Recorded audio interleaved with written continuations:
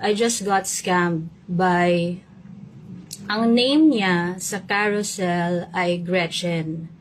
So, may picture ng babae. So, I thought I'm talking to a girl. Then later on, hindi ko nga alam, ang weird. Ang bilis ng mga pangyayari kasi minamadali niya ako. So, ang gusto niyang item is the floral dress. I believe nakita niyo na yon. Nakita niyo yon, right? So, yun. She got the floral dress. Sabi niya sa akin, nag-usap daw sila ng sister niya. 1.5 na lang daw. So, ang sabi niya, babayaran niya ako ng 1.5. 1.5 ah. 1.2 ang pinatong niya.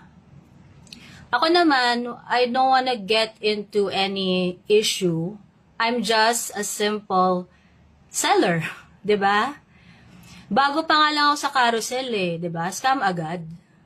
So, ang nangyari, what did I do? Yun. Pumayag ako, sige, 1.5. If gusto niya talagang 1.5, go ahead.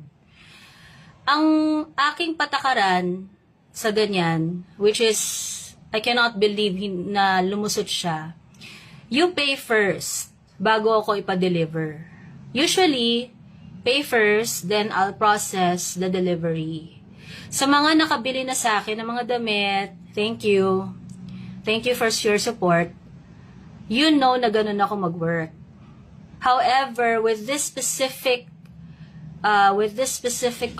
customer, pumayag ako na cash niya ipapadala yung pera.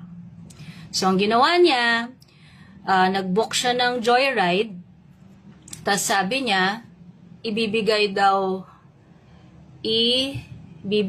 yung item sa kanya, and then the 1.5, ibibigay ni joyride sa akin. So, ang understanding ko doon, parang palitan.